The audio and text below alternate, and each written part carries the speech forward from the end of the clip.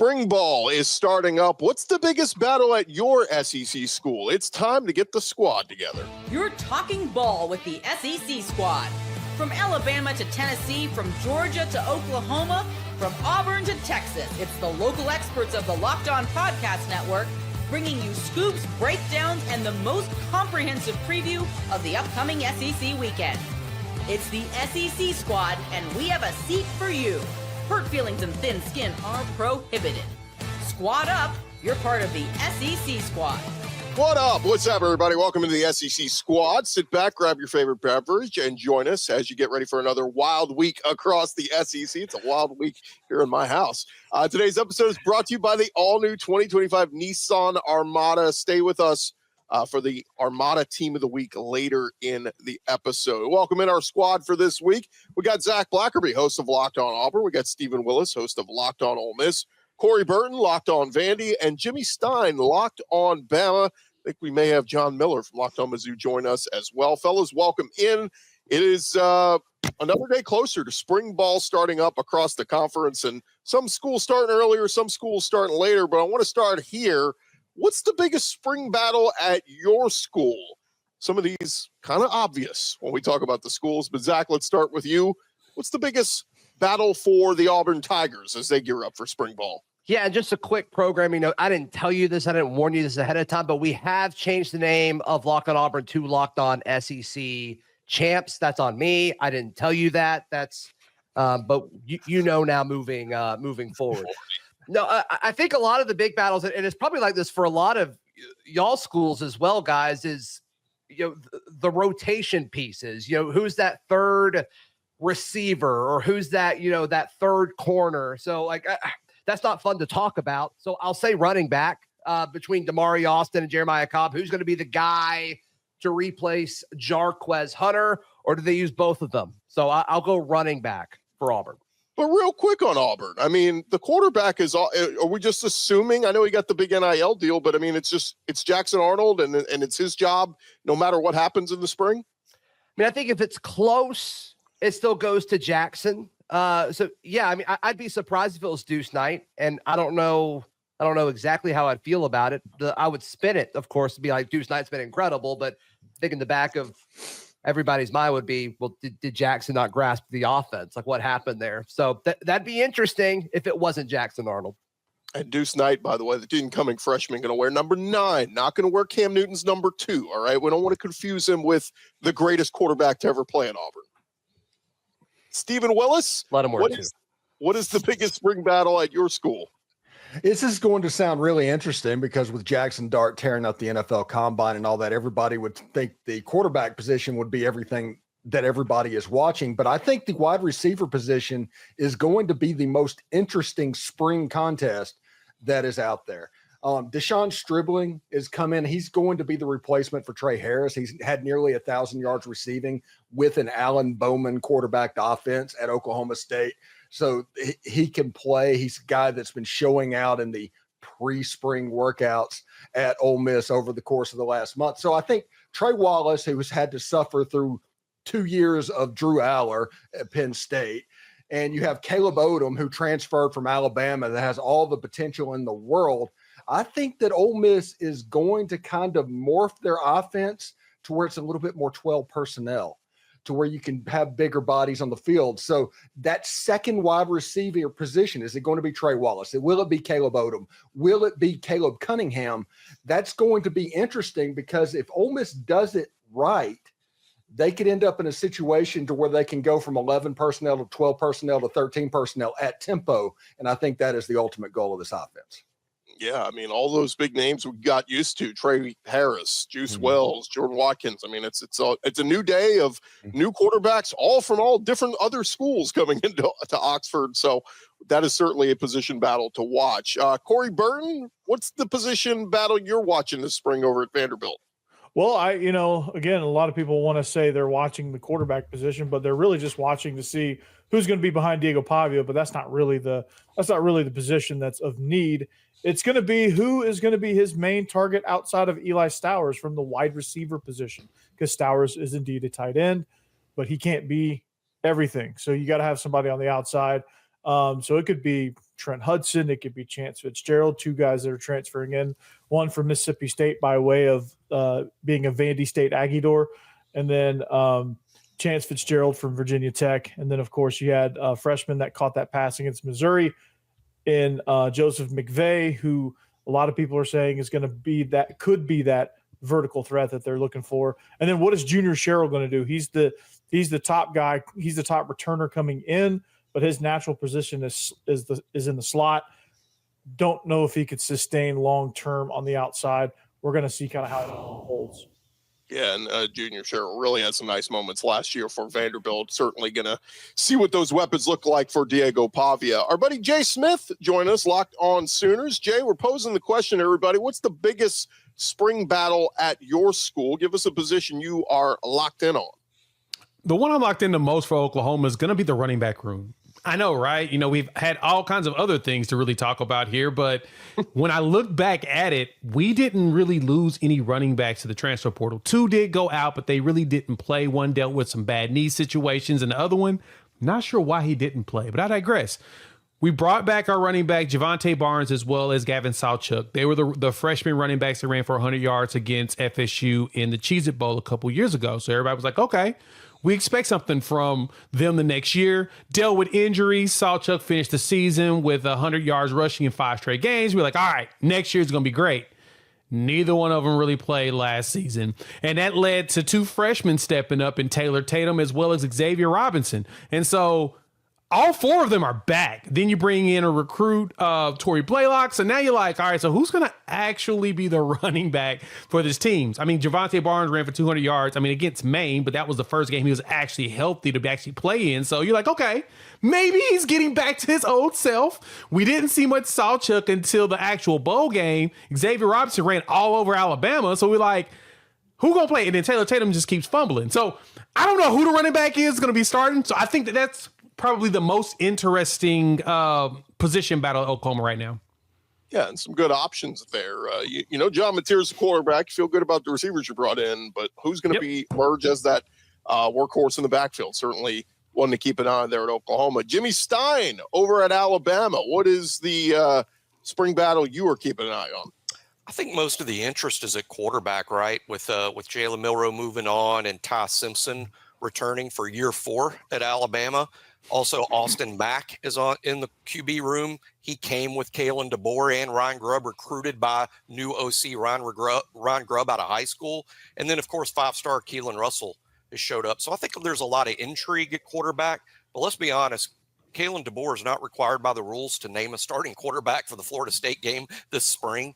I think with only 3 scholarship players on the team, it's probably not the best idea to just declare someone the starter in the spring before the spring portal opens, for instance. So I think it'll just be a lot of competition in the spring. I don't expect anyone to clearly emerge as, hey, here's just the lock starter for the season. But, you know, personally, I'm kind of betting on Ty Simpson. I think it's year 4, and what people don't remember about Ty is, you know, he was a 5-star coming out of high school. He got a lot of tools. He's just been waiting his turn. The real battle is probably at left guard, where Tyler Booker has moved on to the NFL. There's 3 candidates there. Texas A&M transfer Cam Dewberry, who was sort of their 6th offensive lineman last season. Geno Vandermark, who was Alabama's 6th offensive lineman last season. But true freshman 5-star Michael Carroll has been very impressive ever since he's shown up. And you know, can he beat out 2 guys that have been playing college football for 4 or 5 years? That's a steep ask. But Michael Carroll, ironically, compared to Tyler Booker quite a bit as a prospect. He's definitely a strong candidate. So really left guard is where there's a fun battle there, but most of the interest is at quarterback, of course. Yeah, I'm intrigued by Keelan Russell, to be honest. That's the guy I want to see go out there and play. I mean, I've seen a little bit of him down there in Texas. Yeah, he looks like he's legit. And the good thing is he's going to a coaching staff with Ryan Grubb showing up at Alabama. That's a huge pickup. That's probably one of the bigger pickups at coordinator this year, because when those two were together, they made magic happen. And I'm honestly surprised it didn't work out with the Seahawks, while at the same time, I kind of get it. The NFL on the offensive side is a little bit of a different animal, and guys kind of flame out if you're not overly creative. If you're just kind of too consistent, you're probably not going to make it. But DeBoer and Grubb together again, yeah, I want to see what they're going to be able to do with that quarterback room, especially Russell, in the next couple of years. Jimmy, he's added 12 pounds. He's only been on campus for 2 months and has added 12 pounds per the official roster that was released. Oh, that today. good juice, huh? I love it. Yeah, it's just from eating Zaxby's. Zach, what you got? Jimmy, what are your thoughts on Jalen Milroe's hands growing like 4 inches between the Senior Bowl and the scouting combine? How did that happen? That's a great question, but I think as fun as it is to discuss the biology of that, I think someone at the Senior Bowl just isn't very good at measuring hands. I think is probably your best, because he did measure his hands in Tuscaloosa. They were never as small as it was reported out of Mobile. So I think the real story is it was a poor measurement taken in Mobile, but it is fun to guess how someone's hands could have grown 2 inches in a couple of months. I mean, it wasn't even close. Like it'd be different if it was like a half inch or like 3, but it's like 2 inches or something. That's insane. It's like somebody listed at 6'6" and then they show up and they're actually 5'11". I mean, that's how big the difference was. Yeah. After a few years ago, people said they were concerned about Joe Burrow's hand size. I'm done. I'm over the hand size thing. Who cares? Can you throw the football accurately? That's all that matters. I'll tell you who cares. Burger King. They're looking for an endorsement. So Yeah. But can we confirm that Jalen Milroe did not go to his Zoltar machine? Yeah. Ooh. Cannot. oh No, you can't confirm or deny it, actually. Yeah. That's a 1980s big reference there. I like it. Steve, I don't know what that meant. That just went right over my head. I forgot Zach is like young. I'm 12. So I'm 12 years old. Yeah. Well, I was going to give you 15. Spencer's 9. So it's early. It's early. Tom Hanks. Look it up. All right. When we return, who concerns you most on your rival team? SEC Squad talking more ball next. Back to the squad in just a second, but the Armada Team of the Week is brought to you by our friends over at Nissan and the all-new 2025 Nissan Armada. Each week, our Locked On College basketball experts are picking one team that stands apart, from top-seeded stars to the unexpected upsets. These guys showcase the strength and sheer power needed to push their team forward. And this week's Armada and clear-cut Team of the Week is the Auburn Tigers. It's incredible the run that they've been on. Bruce Pearl and company, they have been getting it done. Janai Barum is heavy duty, rugged, conquers the road with capability and confidence. Dream big, go big with the Nissan Armada. When it comes to the Nissan Armada, they say go forth and conquer, and that's exactly what Auburn has done here. It's clear our team of the week and player of the week in Janai Barum out here ready to conquer the road ahead with confidence, just like you can in the all-new Nissan Armada or any of Nissan's outstanding vehicles. Take the Nissan Armada, Rogue, or Pathfinder and go find your next big adventure. Shop NissanUSA.com. SEC Squad rode along here. We welcome in our buddy John Miller, host of Locked On Mizzou. So the squad's getting bigger here as the show goes along. And gents, wanted to kick it around with you. It's fun to talk about our schools and who we're rooting for, position battles and all that. But I wanted to throw it out to you. What one player on your rival school concerns you most heading into 2025? Jimmy Stein, let's start with you. Yes. You're Alabama. Let's start with Jimmy. Yes. There's got to be a guy at Auburn that concerns you. Who is it? Well, the stadium itself is Alabama's got to play Auburn on the road, and some odd things have happened when Alabama's visited Auburn. But no, I think their young receivers, are legitimate. That's going to be a more difficult matchup this year for a couple of reasons. They're no longer freshmen. And in particular, if I want to point out one, it'll be Cam Coleman, although, there's more than just Cam. But they're a year older. They're not new to the SEC. And frankly, they probably have a better quarterback. I'm going to use the word probably because we haven't seen Jackson Arnold throw the ball extremely well yet, although clearly he's got 5-star tools and might become that guy. But I think the wide receivers are likely a little more dangerous. Cam Coleman is a fantastic player. He's going to be a difficult matchup for anyone. And, hey, it can just take one snap. And at Auburn, they can throw it. It can bounce off a tuba and hit the eagle, can pick it up and just deliver it to Cam. Who knows what can happen there? But Cam scares me, as does just playing in Jordan-Hare. I love that one. We'll get to Zach in a minute. Let me go to Stephen Willis with Ole Miss Rebels. And gosh, Mississippi State, they've got a lot of new pieces there, but I don't know. Is there a player you would single out that maybe scares you? I love the running back they're bringing in from South Alabama, Fluff Bothwell. That's an all-timer name. Yeah. They've improved their roster over there, but nobody on Mississippi State's roster would be warranting me being concerned about. The player that I'm concerned about from a rival is Berrien Brown. That's the best quarterback that has ever thrown to Berrien Brown, and he is going to be scary catching passes from Garrett Nussmeier. He's the player that I'm most, I guess, interested and afraid to see at a rival school. Look at Stephen Willis jumping over the Egg Bowl, saying LSU was Ole Miss's rival. I think that's a power move by Stephen Willis. I love it. Now let's bring on the Locked On Mississippi State host to they might be here next week. We don't Hey. know. We don't know. It's coming breaking soon. Breaking. Yes.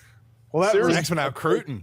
Seriously, though, Devon Booth is back for another year at Mississippi State, but go look at Fluff Bothwell, like 13 rushing touchdowns, 800 yards. Watch his highlights against App State last year. Yeah. He's a good player. Stepping up in competition, so we'll see what he does. Zach Blackerby, Auburn. Are you going to go with an Alabama player, or are you going to go to another rival?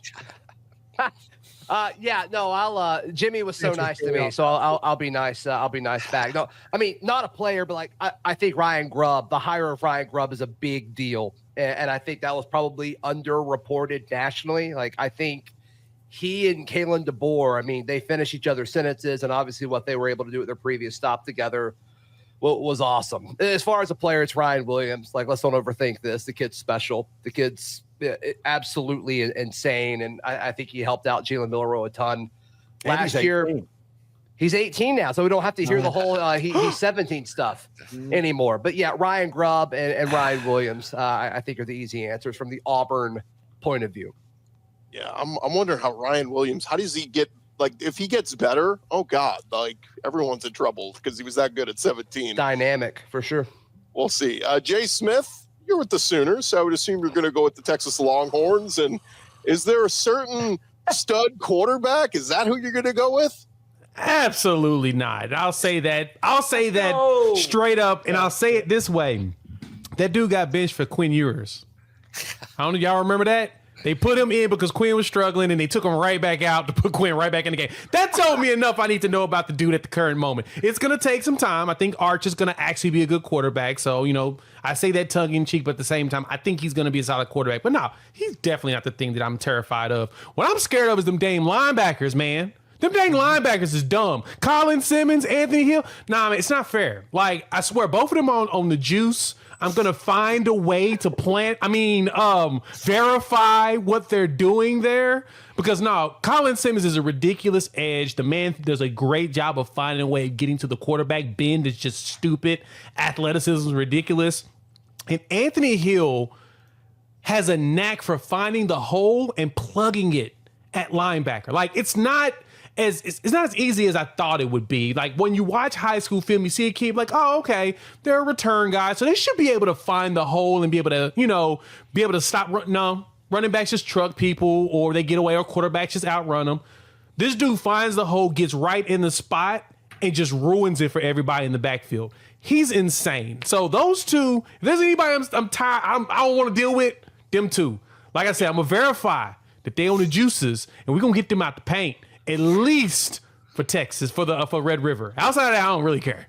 And Anthony Hill, by the way, he's a true junior, so he did all that last year as a sophomore. And Colin Simmons was a true freshman and had all those sacks. So yeah, Duncanville, stand up. Ugh. Look, you can worry about Arch all you want, but they got some studs back on that defense for Texas.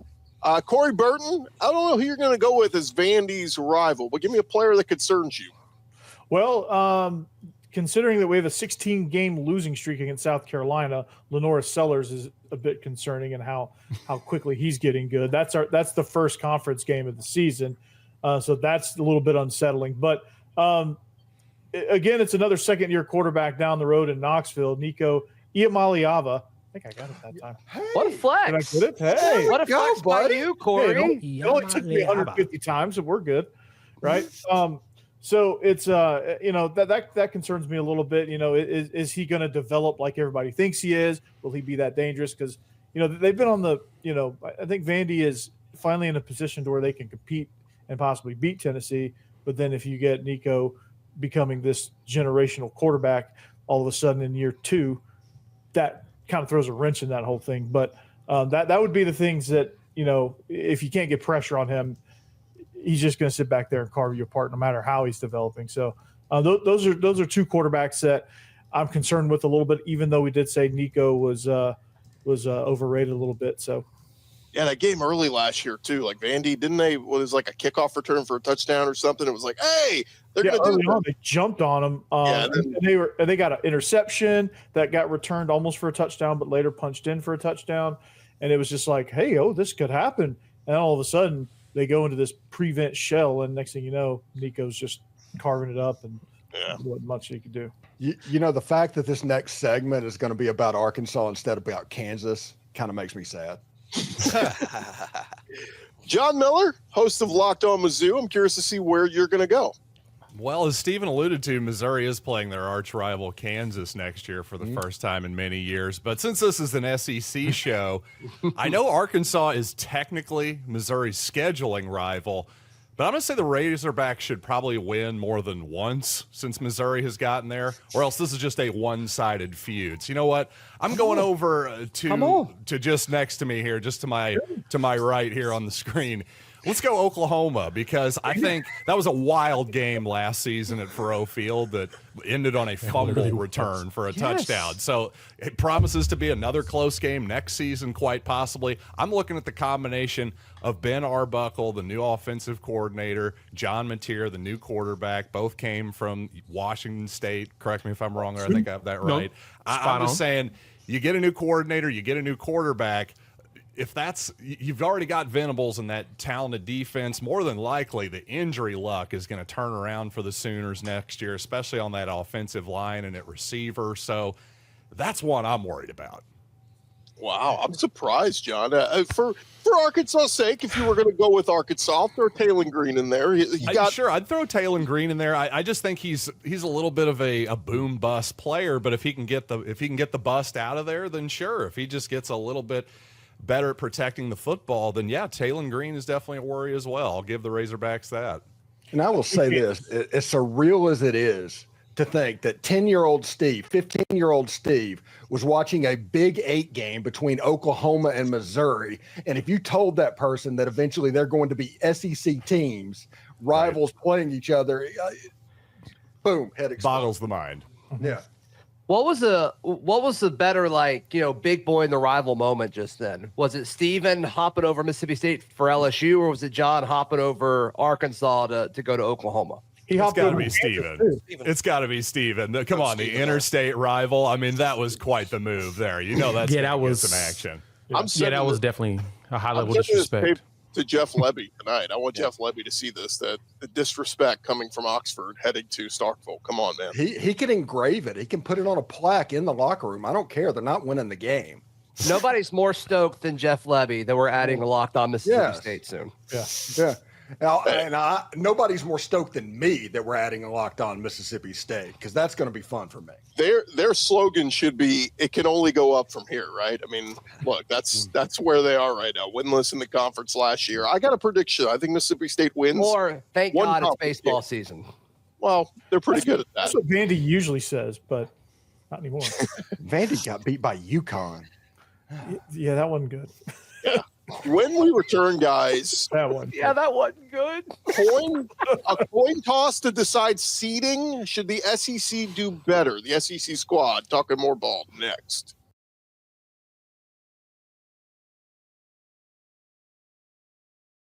All right, final segment of the SEC squad here. And guys, earlier, this past weekend, you had the SEC women's regular season coming to an end, and you had Texas winning, you had South Carolina winning, and it was really awkward because South Carolina, they hold up a banner and go SEC champs, and then Texas wins and they hold up a banner and say SEC champs. Everybody's going, wait a minute. So they played each other, they split head to head, They beat everybody else in the conference.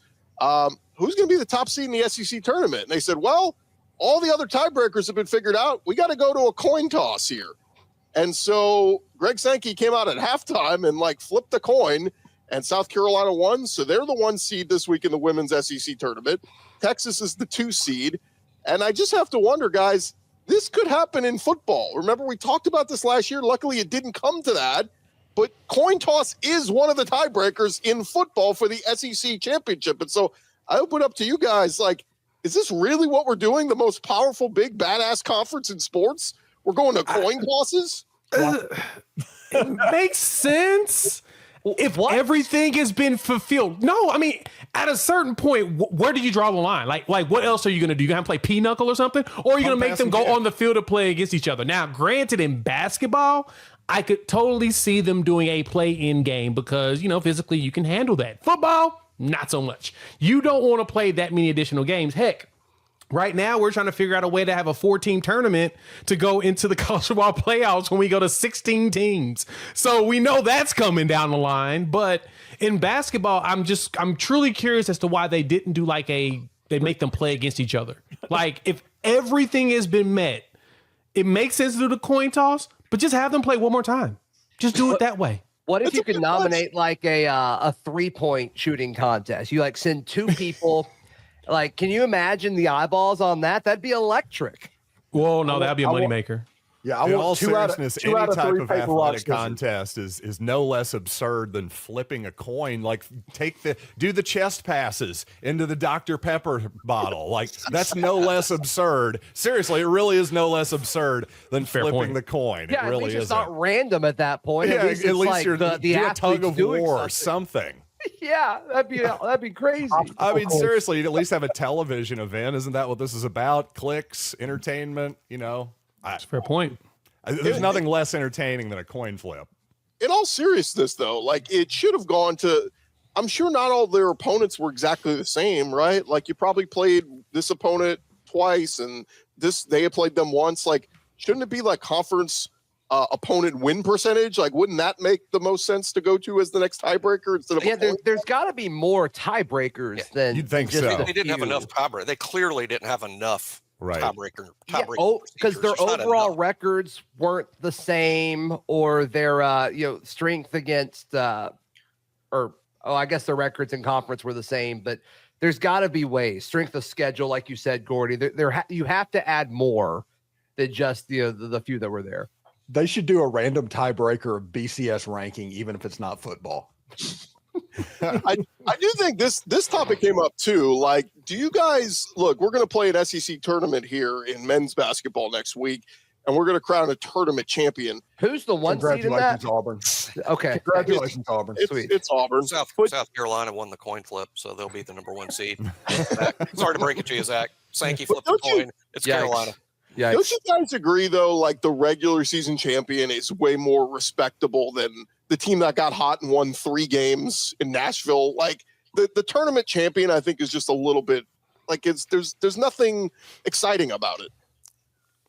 All right, I think there's something exciting about it, but I do agree that the regular season means more than the SEC tournament champion. I do agree with that. It's much tougher to win the regular season than it is the tournament. I mean, winning the tournament, especially in the SEC this year, it is tough. I mean, you're kind of starting out first round in like a Sweet 16 game, the way the SEC is this year. But winning the regular season is much more difficult.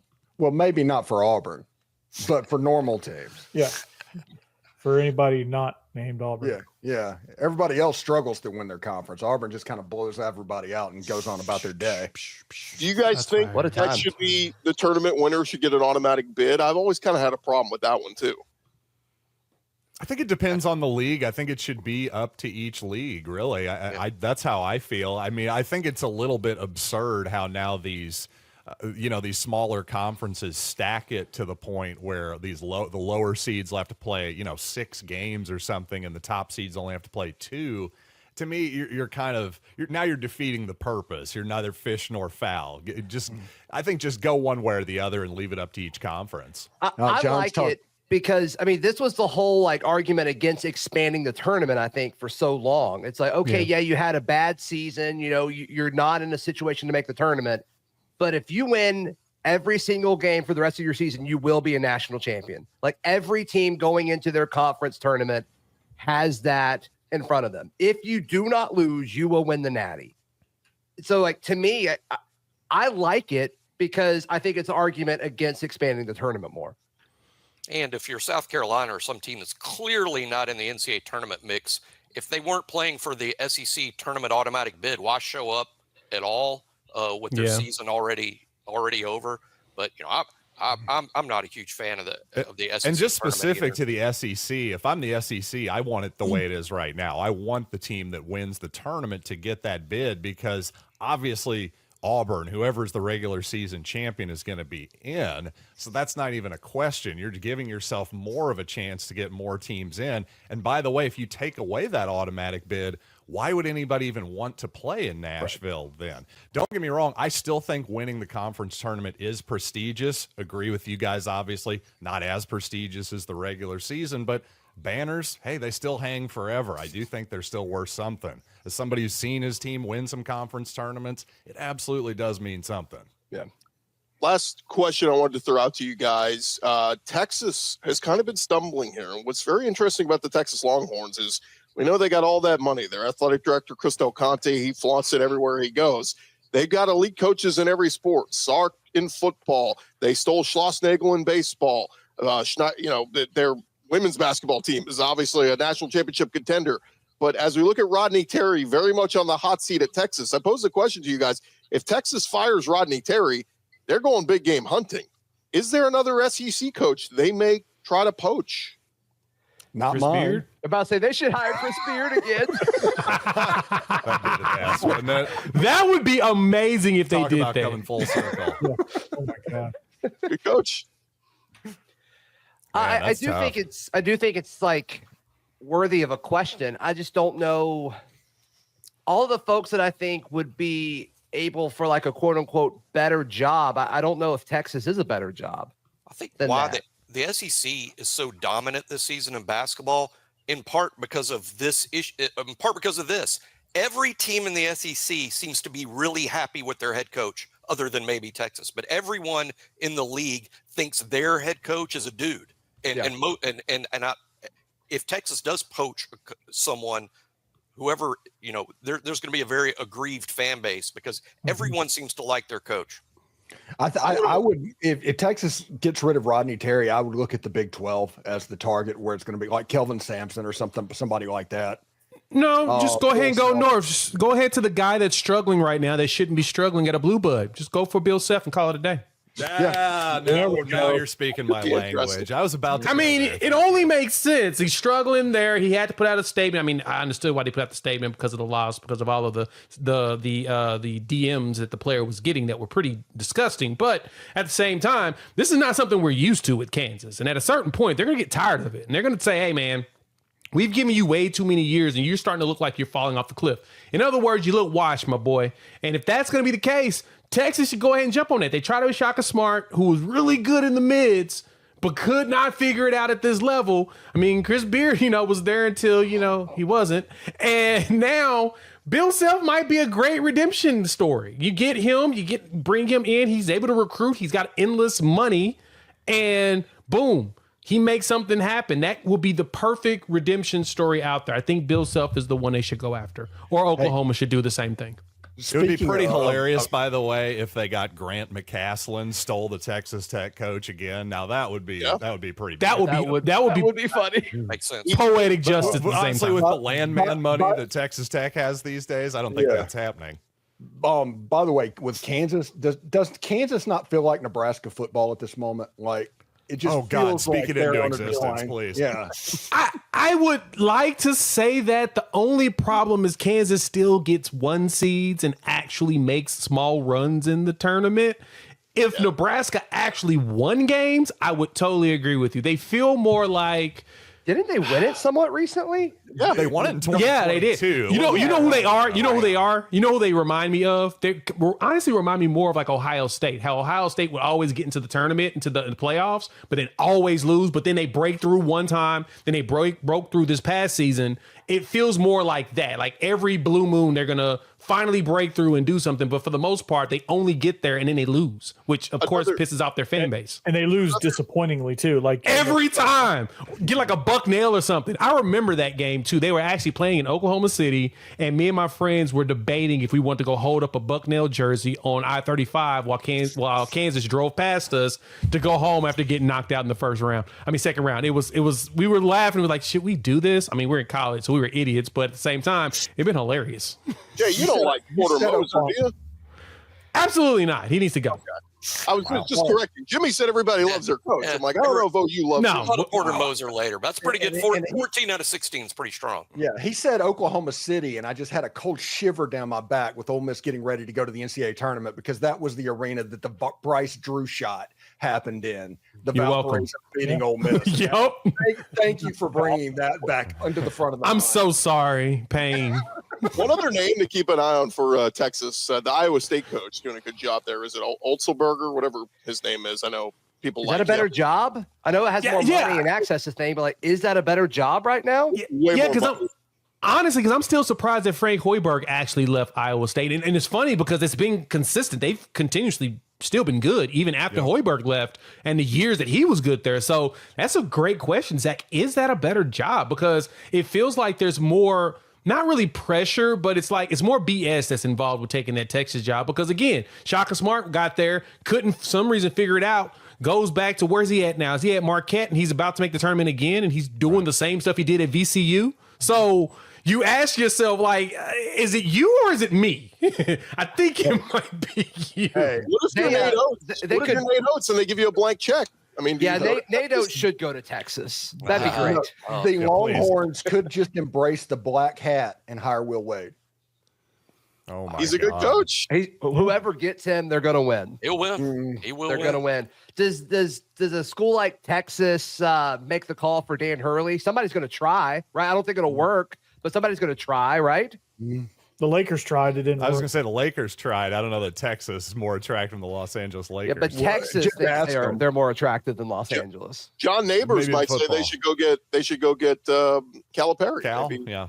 After that South Carolina game, you'd probably help him pack. Well, guys, we will leave it there. Look at this. We went full circle. We talked basketball. We are rocking and rolling here on We're a basketball conference. Yeah. Tournament, so that's exciting. The best basketball conference of all time. Hey, in baseball, 13 teams ranked, right? We're doing something right in that sport. Hey, we're back. Ole Miss is back. Hey, cool. So back. Team up north ain't doing so hot in that sport. Yeah. Hey, thank you guys for making us your first listen. Hey, for your second listen, check out the Locked On College Basketball Show with Isaac Shade and Andy Patton. Don't wait for the end of March to be the most informed college basketball fan. Right now, find Locked On College Basketball on YouTube or wherever you listen to your podcast. I'm Chris Gordy. For our guys here on the SEC Squad Show, we'll talk to you next week. Peace. SEC champs. Did we giggity?